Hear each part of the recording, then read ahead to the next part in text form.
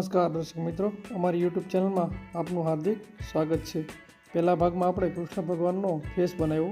આ ભાગમાં આપણે બાકી રહેલા પાઘડી છે, પછી એમનો ખેસ છે, હાર છે અને બેકગ્રાઉન્ડ જુદા જે બાકી છે આપણે ચિત્ર પૂર્ણ કરીશું।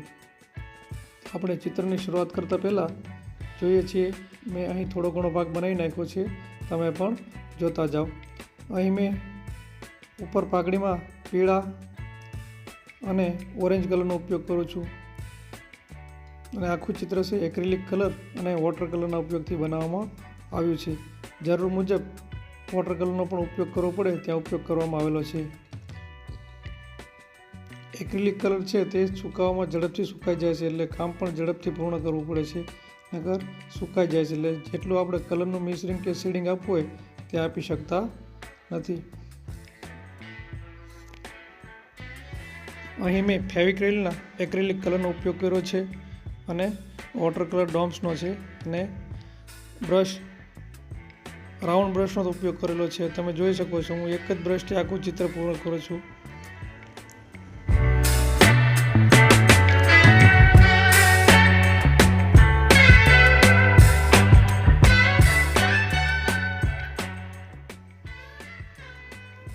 પીળો અને ઓરેન્જ કલર મિશ્રણ કરી અને પાઘડીનો રંગ બનાવવામાં આવે છે, તમે જોઈ શકો છો।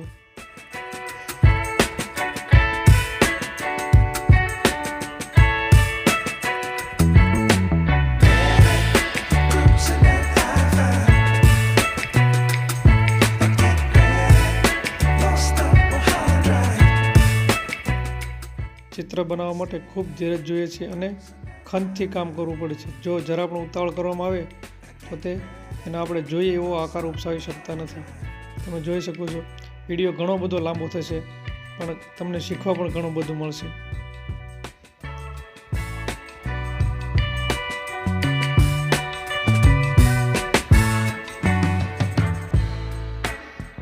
ઓરેન્જ કલરની સાથે સાથે હું પીળા કલરનો પણ ઉપયોગ કરું છું, એટલે આપણે જેવો પાઘડીનો શેપ જોઈએ એવો આપણે બનાવી શકીએ છીએ અને જેવો આકાર આપણે ઉપસાવો તેવો ઉપસાવી શકીએ છીએ। કામ ઘણું ઝીણવટપૂર્વક અને ચીવટથી કરવું પડે।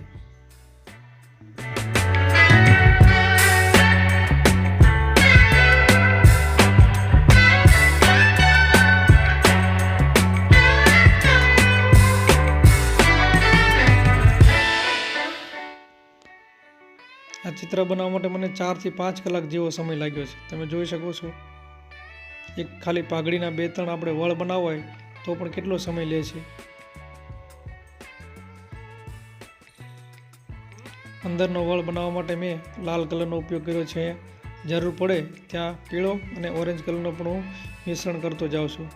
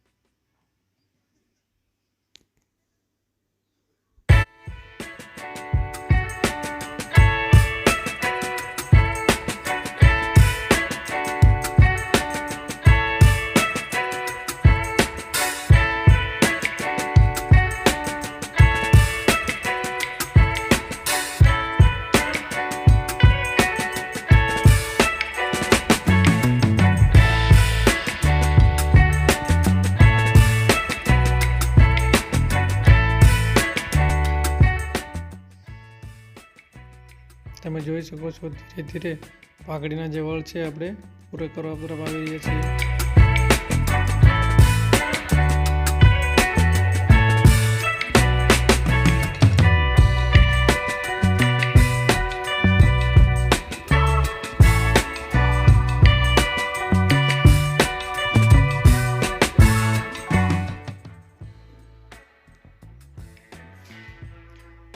હવે અહીં હું પાઘડીની ઉપરની જે માળા છે તે તમે જોઈ શકો છો. પહેલાં મેં કથ્થાઈ કલર પૂર્યો છે અને એના ઉપર આપણે જે પારા બનાવવાના છે એના માટે આપણે પીળો અને કથ્થાઈ કલર મિશ્રણ કરી અને આપણે બનાવીએ છીએ. તમે જોઈ શકો છો બનાવું છું. એકદમ સોનેરી કલર જેવો આખા રંગ લાગે છે આપણે.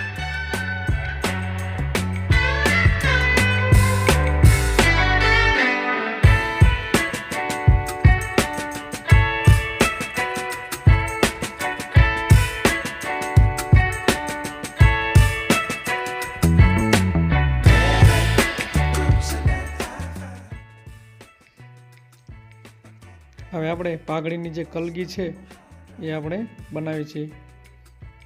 તમે જોઈ શકો છો પાઘડીનો આકાર ને ઉપર જે માળા હતી તેમનો આકાર એકદમ આબેહૂબ જેવો લાગે છે.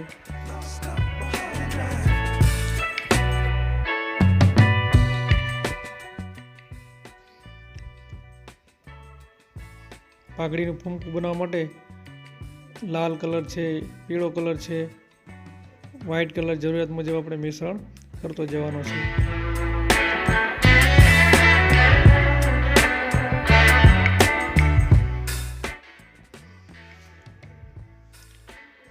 તમે પણ મિત્રો મારા જેવું ચિત્ર બનાવી શકો. હું પણ ક્યાંય તાલીમ લીધી નથી, બસ આવી રીતે અનુભવથી અને એકાબીજાના ચિત્ર જોઈ જોઈને શીખ્યો છું.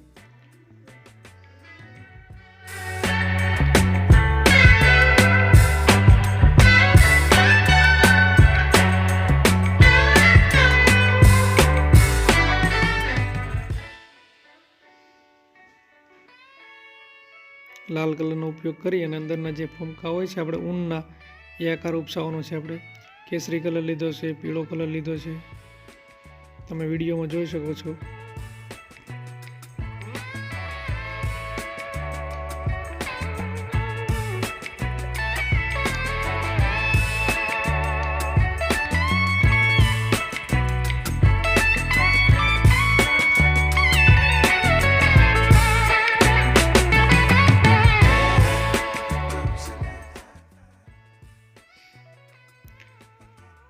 જરૂરિયાત મુજબ જેવી ઝીણી ડિઝાઇન હોય ત્યાં આપણે બ્રશ 0 નંબર, 1 નંબર, 2 નંબરનો ઉપયોગ કરીને બ્રશ આપણે ફેરવતા જઈએ એટલે આપણે કલર પૂરવામાં સરળતા રહે છે.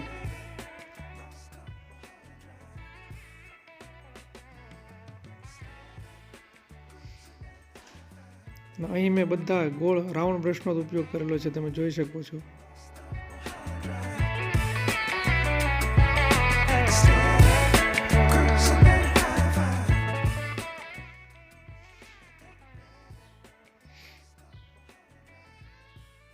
જરૂર મુજબ આપણે લીલા કલરનો ઉપયોગ કરીએ છીએ.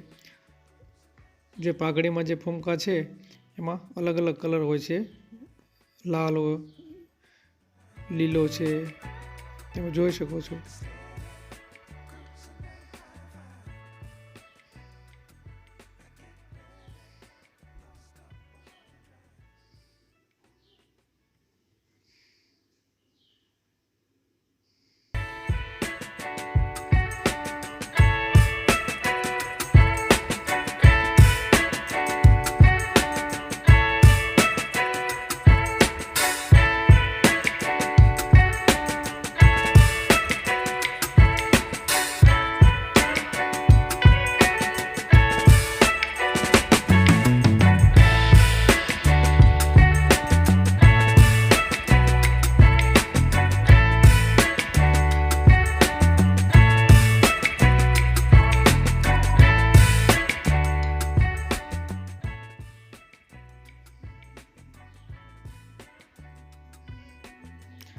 લાલ કલરના ટપકા આવી રીતે કરી નાખો એટલે એકદમ આપણે જે ઊનનું કટિંગ હોય એવું જ લાગે છે.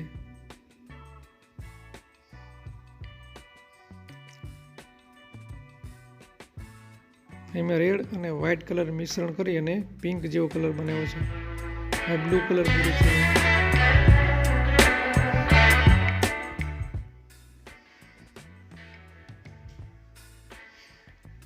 એટલે પાઘડીના જે ફૂમકા હોય એ એકદમ વ્યવસ્થિત લાગે છે.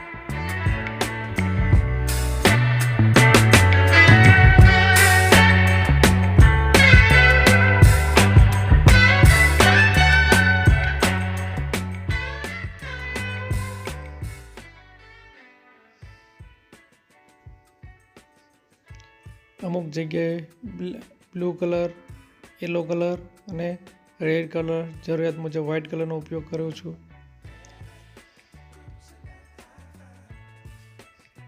અહીં બ્રશ ઘસવાનો નથી, ખાલી કલર જ આપણે ઉપરથી મૂકવાનો છે બ્રશના આધારે.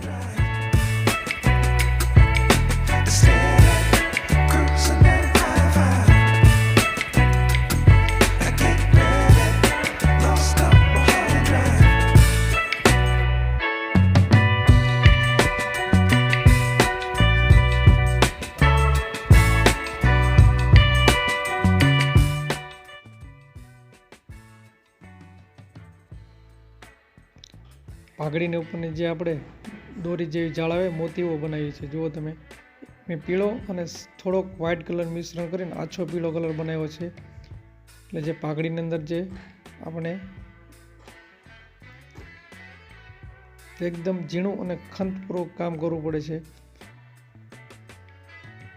તમે જોઈ શકો છો હું કઈ રીતે બનાવી રહ્યો છું. ટપકાની સાઇઝ પણ એકદમ નાની લેવી છે. હવે હું સફેદ કલરની મદદથી કાનમાં પહેરવાનું જે કુંડળ હોય છે કૃષ્ણ ભગવાનનું એ બનાવું છું.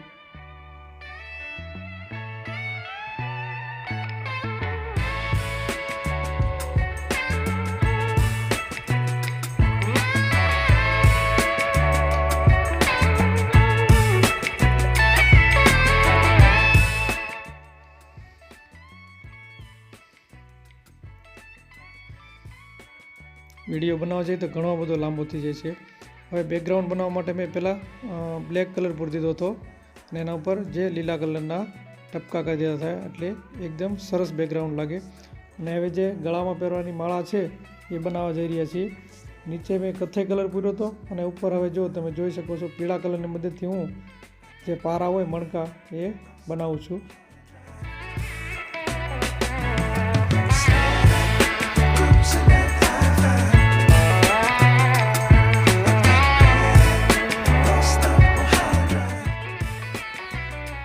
બ્રાઉન કલરની મદદથી પારાનો આકાર બનાવ્યો છે.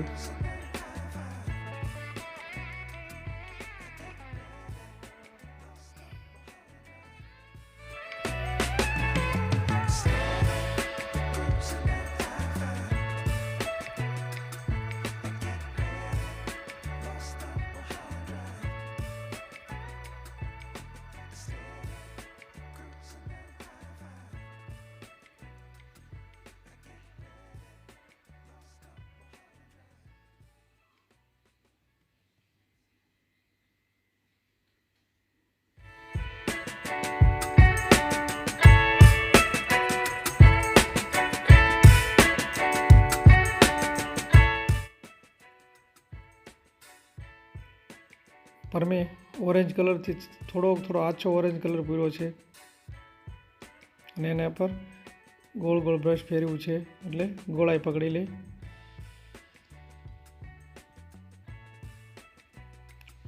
લાલ કલરનો ઉપયોગ કર્યો છે થોડો ઉપર.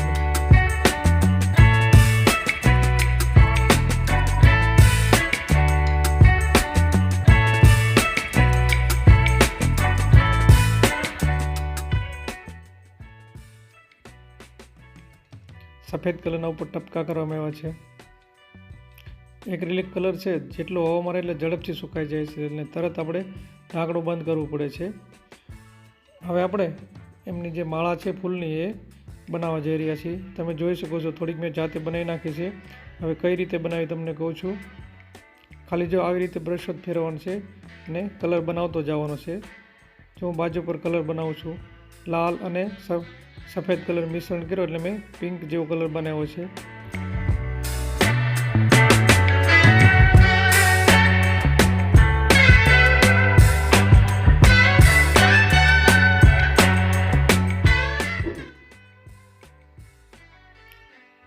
બાંકડીઓ બનાવીએ છીએ આપણે, તમે જોઈ શકો છો. હાવ ઇઝી છે, બહુ કંઈ અઘરું છે નહીં. ખાલી એક થોડુંક બ્રશ મોટા નંબરનું લેવું પડે છે. 5 નંબરના બ્રશથી આપણે બનાવીએ છીએ, તમે જોઈ શકો છો. એ પછી તમારું જેવું ચિત્ર છે એના આધારે આપણે બ્રશની પસંદગી કરતા હોઈએ છીએ.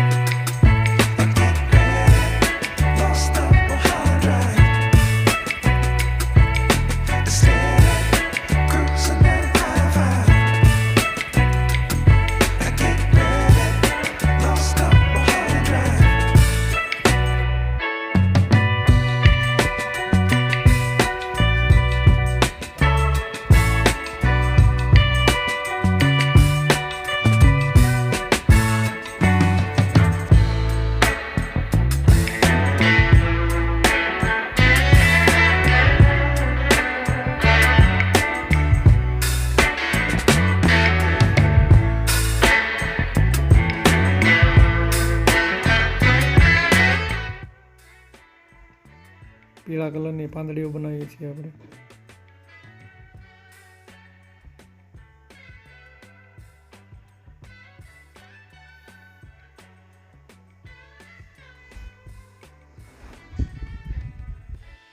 આવી રીતે આપણે આખી જે ફૂલમાળા છે એ બનાવવાની છે.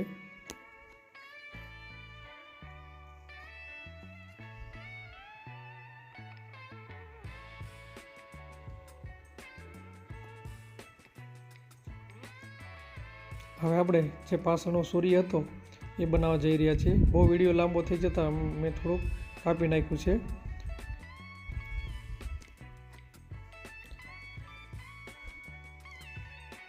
અહીં મેં ઓરેન્જ કલર અને યલો કલરનું મિશ્રણ કરીને કલર બનાવ્યો છે, તમે જોઈ શકો છો. એકદમ 0 નંબરનું બ્રશ ઉપયોગ કરવો પડે છે.